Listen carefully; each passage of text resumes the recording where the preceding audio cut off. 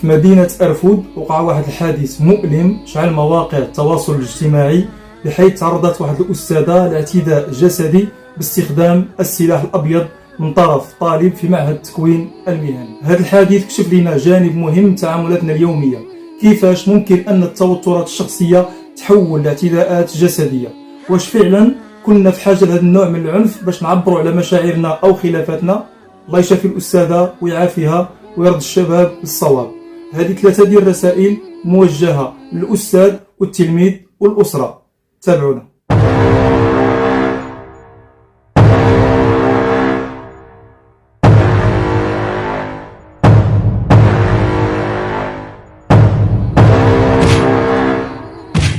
الأستاذ في وقتنا الحالي كيتحمل مسؤولية كبيرة في بناء العلاقات الإنسانية السليمة مع التلاميذ، وخصوصا في الظروف النفسية الصعبة. خاصك تكون واعي بالمؤشرات اللي كتدل على التوتر والمشاكل عند التلاميذ، وديما تحاول تهدى الأمور بهدوء وتفتح قنوات ديال التواصل. التعليم ماشي غير نقل المعلومات، ولكن هو تربية وتنمية لروح التسامح والاحترام. وانت كتلميذ خاصك تفهم ان العنف ماشي هو الحل لأي مشكل كتعرفه، سواء في المدرسة أو في حياتك اليومية. حاول تكون هادئ في التعاملات ديالك مع الآخرين، وخذ لحظة التفكير قبل ما دير شي خطوة اللي ممكن تندم عليها حياتك كاملة.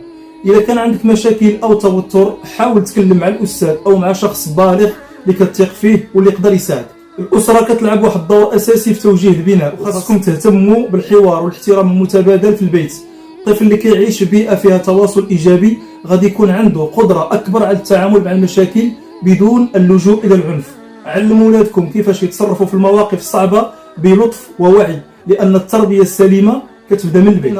هذا الحديث كيعطينا درس مهم، أن العنف ماشي هو الحل، والتواصل والحوار هو الأساس. خاصنا نتعاونوا كاملين كأساتذة أو تلاميذ أو أسر باش نبنيو مجتمع يكون فيه الاحترام والتفاهم هو الأساس. إلا كيهمكم المصلحة ديال المجتمع والمصلحة ديال وليداتنا، بارطاجوا الفيديو، شاركوا في القناة، فعلوا زر الجرس باش يوصلكم كل جديد.